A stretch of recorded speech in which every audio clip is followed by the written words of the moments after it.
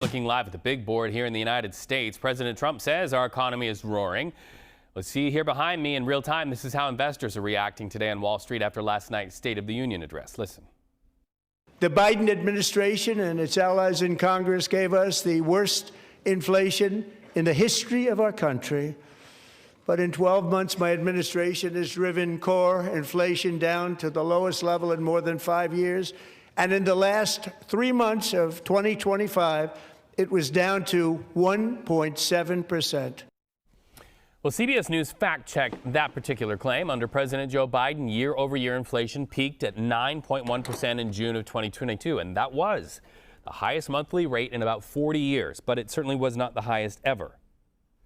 Let's go live now to CBS News business contributor Javier David. Good to have you with us, Javier, once again. So the president also highlighted the record highs of the stock market. Will that resonate with everyday Americans, some of whom may not actually be invested in stocks? Yeah, look, kudos to the Wall Street Journal today that had, for my money, the best headline that sums it all up, which is Trump hails an economic turnaround that many voters don't see. The president is actively trying to convince the public that this is the best economy ever, but the average Joe and Jane, for a variety of reasons, just aren't feeling it. And it's a reminder that Wall Street and Main Street don't intersect that often. It's also why there's this dichotomy between the real-time economic data that people like me follow and these sentiment surveys. Consumers are still spending, but two things. One, they're getting tired. And two, they really don't like this economy, in part because they just find everything too expensive. So the president has been dismissive of affordability concerns, but as last night shows, he still kind of blames the opposition for making it a talking point. But he's leaning in on trying to address what has become a real problem for the average voter. Well, and it is striking to me that even months ago, the president said that affordability was something made up by Democrats, something you just referenced there. But yet we're seeing him pitch these affordability initiatives, a federal match on retirement funds, tech companies covering the cost of electric at their data centers. Do you see this as sort of a white flag by President Trump on that issue of affordability, especially to midterm voters?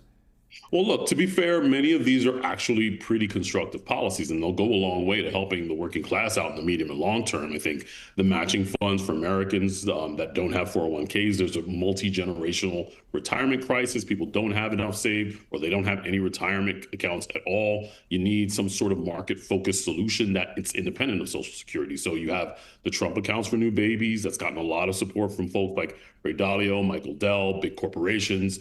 It's also a way to address the affordability concern, and takes a lot of money to raise kids. And if you have some, you'll get some financial support. And the other thing about tech centers and the electricity, that's an increasingly political thing. It's smart politics. And it's also an increasing pocketbook issue because people are pushing back against them, and they feel that their electricity bills are just way too high and they want something done. So you have to sort of thread the needle between technological progress and the concerns of average everyday voters. Yeah, the people gassing up and getting groceries. Javier David, business editor, Dallas Morning News and CBS News contributor. We appreciate being with you today. Thanks.